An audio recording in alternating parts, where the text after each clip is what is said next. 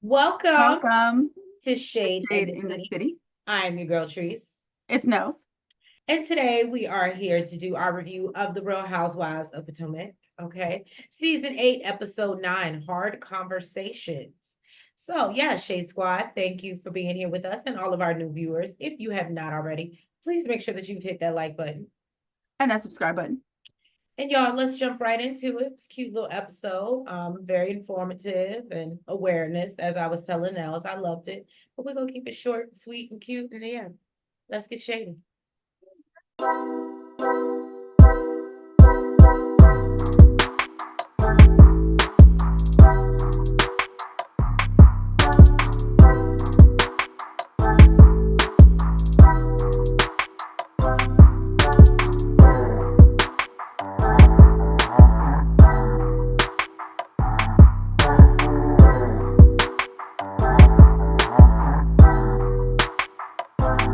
From Austin, Karen talks to Ray about his reaction to her results, to her cardiology visit and her 5% buildup. And Ray said it was the timing of when she called, but he does apologize. And me and Nels actually just spoke about that.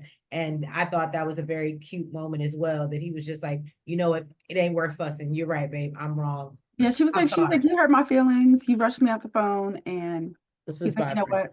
Okay. He's like, you know what? I'm sorry. I apologize. I was like, even in his old age, keep him in line, Karen. Okay. I love it. Talk him out. Look, I was gonna say she ain't got to teach that old dog no tricks, Mm-mm.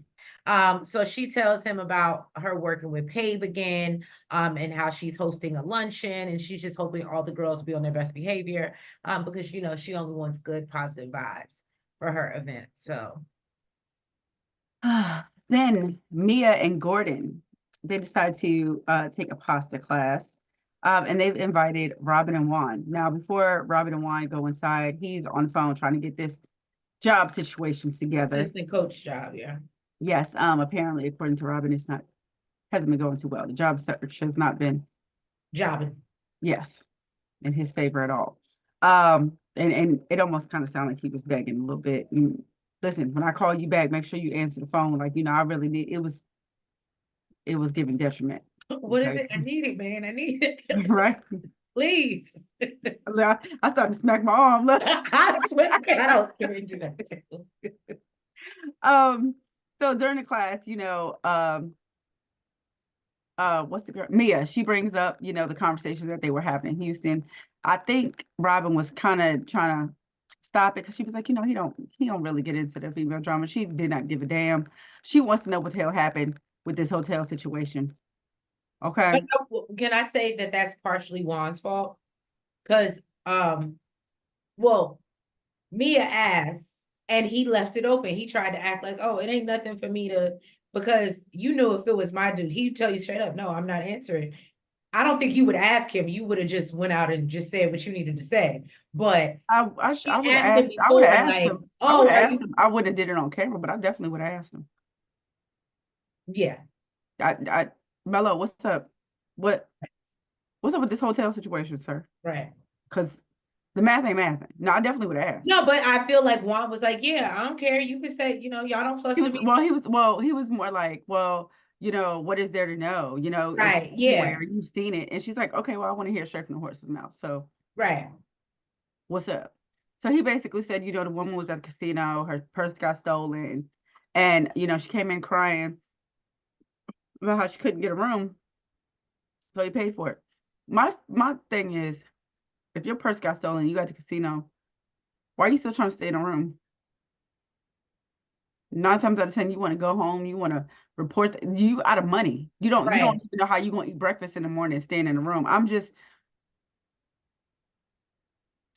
the math really I just don't, math thing. for me, it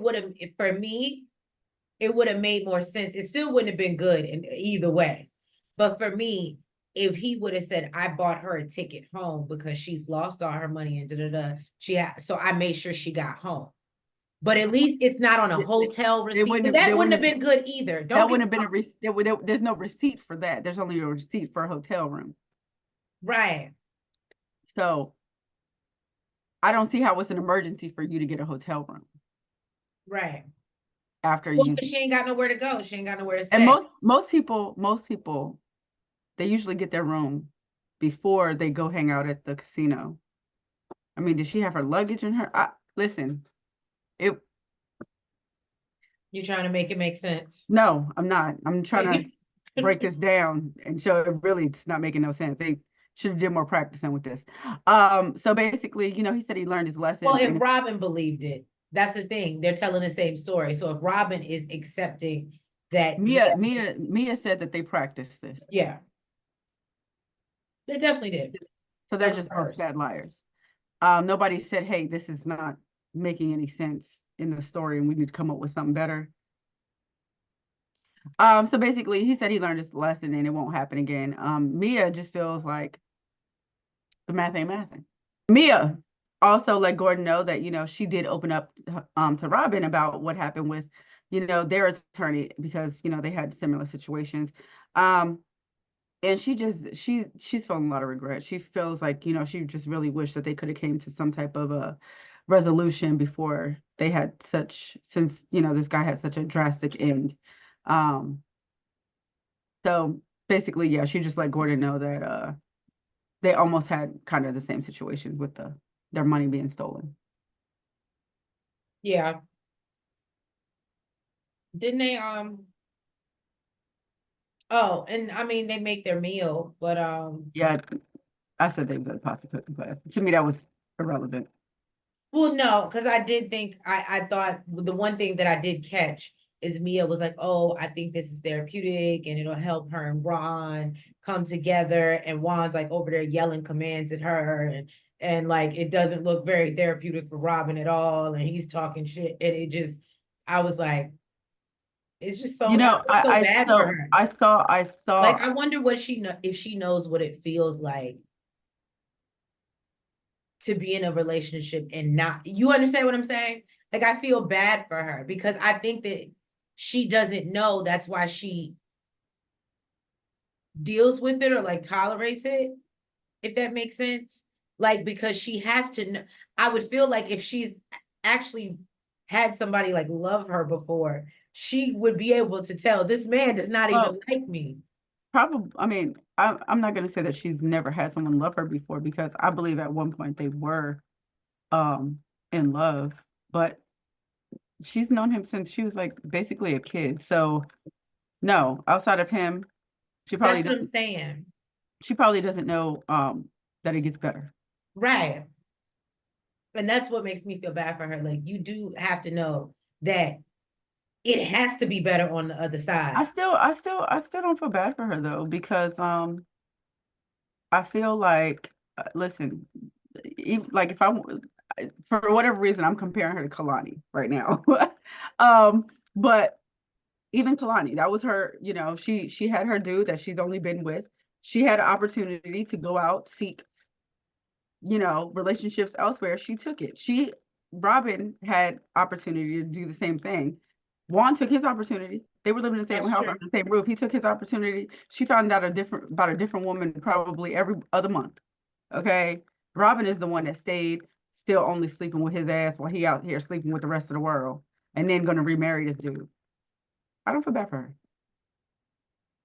Well, now Wendy is sitting down talking to her mom after her surgery. We learned that it was an elective surgery and that she ended up having complications after that, which I think resulted in like an ulcer. So Wendy brings up the drama in Austin between her and NECA.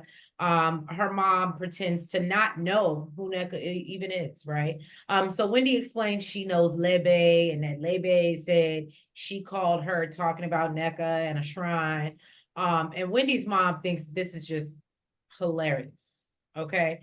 Wendy says that, when she talked to Ivy, her and Lebe had a falling out, which her mother does know about that situation. And she said that she had called Lebe because that's like one of her daughters. And, basically said, y'all have been friends for a long time. Basically, y'all need to resolve things. And then she asks, who is this NECA again? And she says that, the only shrine that I know about is the one is St. Jude's in Baltimore. Okay. And she tells Wendy that she's gonna pray for NECA And Wendy's like, please don't do that. Please don't do that because we don't need her Because thinking. for one, you haven't denied that you've done this. And for two, yeah, she may think you put a root on her. You think Yeah, it's funny, and you're talking about the only shrine that you know of, but you never said you didn't do it. well, yeah, it didn't help her mother's case. I will say that. Not at Or all. or the storyline being built against her mom. So Giselle is taking Grace to a self-defense class before she goes off to college. Grace is like, I got this. I know how to defend myself. Okay. But Apparently she does. Apparently she yes, got it more. was it was Giselle that actually needed more help. Yeah. Apparently she need to stay after. Okay. And basically she proved it in the class. Okay. She over here flipping people. Giselle the one falling down. She falling down with the perpetrator. Poor thing. Poor thing. So basically after the class was over, she sat her daughter down. She let her know, I'm super happy for you. I'm super excited. So don't get confused when you see me crying and you see me upset. Okay. It's just that it's been us for 18 years, Right. besides the other two girls that, live in the house. But you my baby. You my firstborn, you know what I mean? So it is gonna be a sad day for me, but I'm also, happy for you. And then she calls her dude and gets him involved in the conversation, but I didn't think that was important either, so I left that out. No, I didn't think that was important. And I was just like, I don't know. I never liked stuff like that when it's like it's supposed to be a mother-daughter moment and then you felt the need, especially because it's like it's not even like her dad or like somebody that's even like you're really I'm not seeing. gonna lie, Grace looked a little annoyed. Yeah, it's like we all know that this isn't going anywhere, girl, but okay. So then Candace calls Miss Dorothy to report that she went to the doctor and they discovered, I guess, like 2 lumps. So she's actually on her way to meet NECA at that time. She says that she was definitely right in downtown Silver Spring. I was like, okay, girl. Which of course, because they end up going to Miss Miss Toya's. Toya's. So she says she doesn't feel good about what the doctors told her and says they'll keep monitoring it. And she doesn't want to wait for it to become cancerous and then, talks about that she has a family history. So she just wants to be diligent. Miss Dorothy tells her to stop overthinking it basically and go get retested. Or, basically get a second opinion, which I can agree until you feel better. Do what you need to do. So Mhm. her and NECA meet up at Miss Toya's. They talk about the Austin trip. NECA says it's sad seeing two people who care about each other go at it in regards to her and Robin.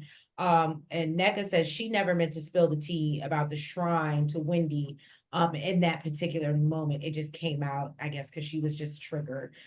Candace brings up her calling Wendy a bitch, okay, and says she thinks in order for them to move forward separately, she'd like for them to be able to have a conversation with Wendy.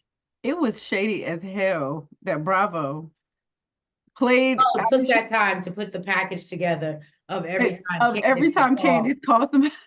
Yeah, Say this. I said, Shady. well, I did like what Candace had on that scene though. It was very cute. The gold pantsuit it was giving. Oh, was it that scene? Or I thought Yeah, it was the that was when they sat down to eat. It was like the gold pantsuit. I don't know why. I did like it too, but I don't know Yeah, it why I was thought good. it was for the PAVE event. Oh, you know what? It might have been the PAVE. You're right. It was the PAVE event. You're right. Okay. But I did really like it, and I thought it looked beautiful on her. I think all the ladies looked really good. Even Hmm. Giselle looked good. Ashley was dressed appropriately. I mean, she had the girls on display, but at least they were.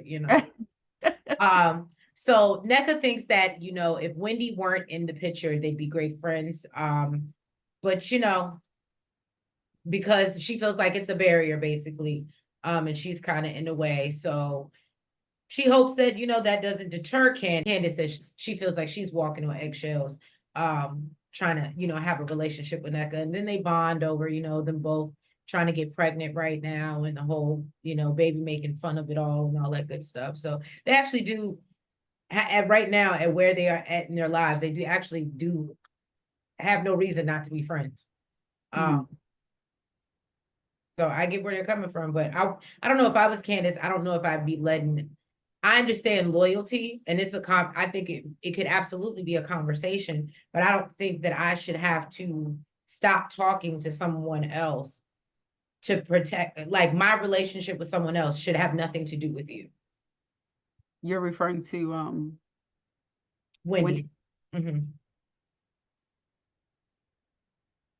I don't know if Wendy feels the same way. Wendy might just feel that way. Right, go ahead. Wendy might just feel that way just because they had beef. I'm not saying it makes it right, Right. but but and Candace really could understand because she feels the same way about Giselle and Robin. Very good point. Good point. So, So which I get. Oh, you know what? When you say that, that makes a lot of sense because Candace has her hard stance. So you're right. Mia, she's getting her makeup done while Gordon is talking about the PAVE event. Well, I'm sorry, while she's talking to Gordon about the PAVE event. And he thinks that it's great. He thinks that it's a great cause. Mia, she's having a little bit of doubts about even going because she says that she has some unresolved, it's a sensitive topic, and she has some unresolved trauma, but she does want to go and support. So at the PAVE event, Karen is very pleased that everyone showed up. They showed out, they donated, but she said she never doubted them because they always do. Okay. Yes. She's like, this is what my ladies do.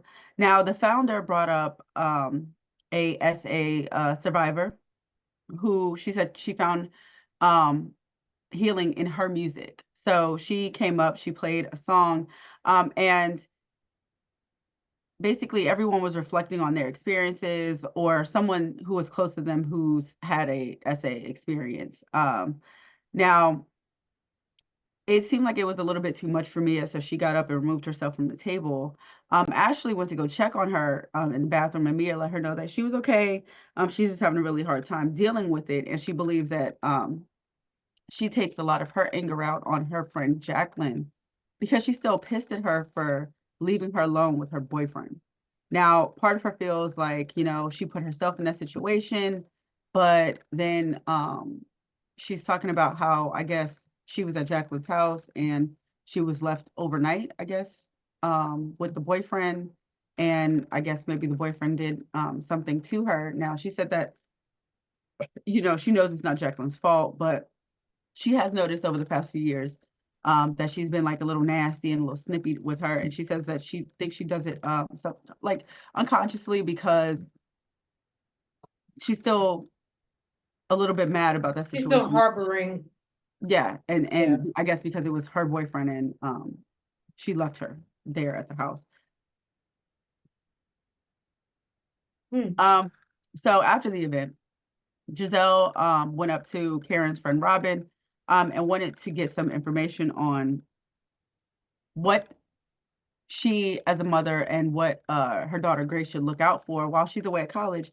And, basically Robin just thinks it's horrible that this is even a conversation that, she can't go off to college and you have to think about the type of things that your daughter has to look out for. But she says she doesn't want her to, live in fear. No one should live in fear. She said, us women were given a gut instinct for a reason. So she says, as women, we're learned to be people pleasers, but she was like, no, if she has some type of gut feeling, basically she needs to go with that.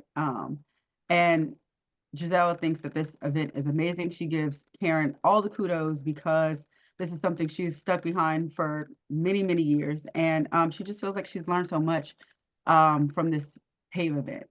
And we do see they brought it back because I didn't remember, but I do know she had events. I didn't know it was PAVE, but they showed basically where she has done PAVE events back in the day, and I do remember Giselle being petty as hell. But she let us know Karen takes this event serious, and basically the ladies needed to act accordingly. And I think everybody did a good job. They didn't there was no drama. I think everybody did a great job. I think they came in, they looked beautiful, they looked elegant. Yeah, everybody, like I said, everybody was appropriately dressed. It was no, it might have been some side eyes, but everybody kept their, feelings and whatever to themselves. And I think it was dope. I think it was probably one of the better episodes. I know I saw a lot of people on Twitter talking about how it was just nice to, even though, yes, they may live these extravagant lives in Potomac, Maryland, to see, obviously all these women from different walks of life, but yet they've all been victims. Like, you know what I mean? It's something that's relatable to a lot of people. So I thought that was dope. And if you guys did not get a chance, I will drop the link in the description box for you. You should definitely go check out the Essence article on what was wrong with the Real Housewives of Potomac. I thought it was very good.